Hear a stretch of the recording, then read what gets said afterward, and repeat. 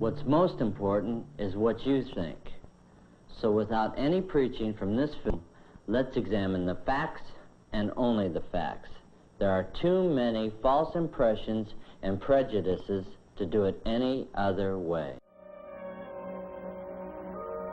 I guess I knew about reefers. That's marijuana, ever since junior high. Some of the boys smoked them, the ones who couldn't get along, who were afraid of everything.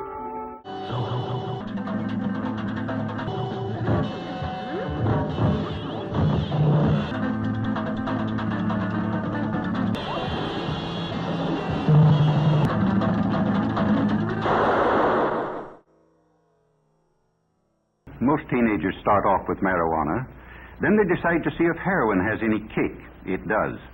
Sometimes it only takes a few days to find out they can't leave it alone. In order to get money to buy it, they turn to crime. And that's the story. To say that you deserve up to a year in prison to possess marijuana, that is, to possess it for the purpose of using it, is preposterous. It's totally unjust. How these sentences get imposed is completely random on one hand, and on the other is very much related to what your social class or race is.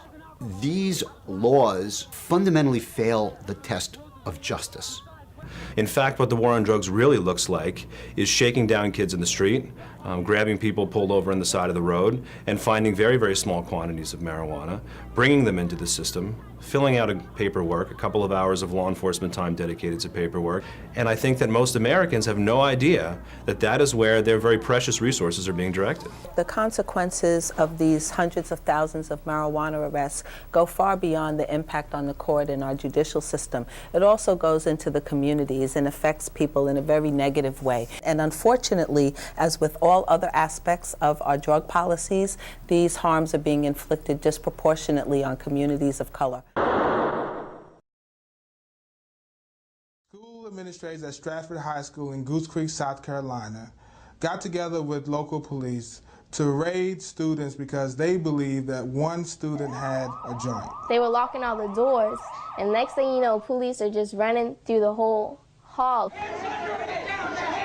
And as I put my hands up, they told us to get on the ground. Cops busted into the hallway, bringing drug dogs that were barking in the kids' faces, holding loaded guns to their heads. Meanwhile, the dogs are ripping up their backpacks. The kids are handcuffed. I thought it was like the Columbine incident, terrorism, with 9/11 and all that. Put your hands on your head. You understand? Do not move. The whole incident, I was scared because, I had a gun pointed at me. I didn't really know what was going to happen. So at the time, I was just trying to do whatever they told me so nothing would happen. Look to the other side of the hallway where most of the Caucasian kids were. Not a lot of police and stuff was down there. After an hour of holding kids to gunpoint, bringing the drug dogs in, searching them, handcuffing them, not 1 ounce of drugs were found. Nothing. All right, let's take your book bag and report to class. After that day, I just never felt the same at that school.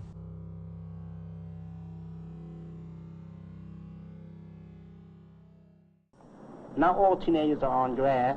I'm not, and my close friends aren't. Every time someone wants to turn me on to pot, they tell me I'll discover myself.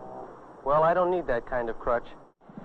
Why don't you come back some other time when everything is all right with us?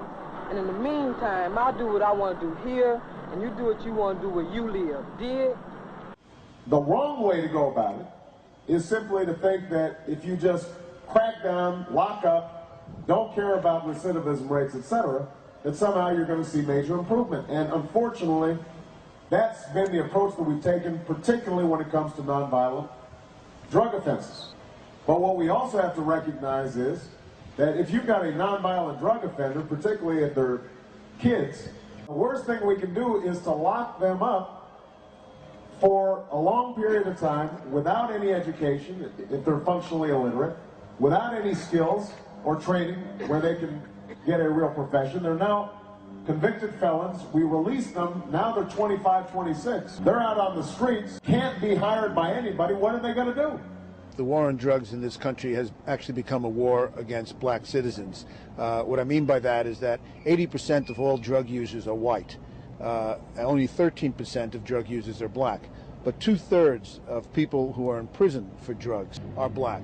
So you got 5 million people out there, disproportionately black, who are barred from voting. In the states of the Deep South, 30% of all African American men cannot vote because of felony convictions, and the single largest reason for that is drugs.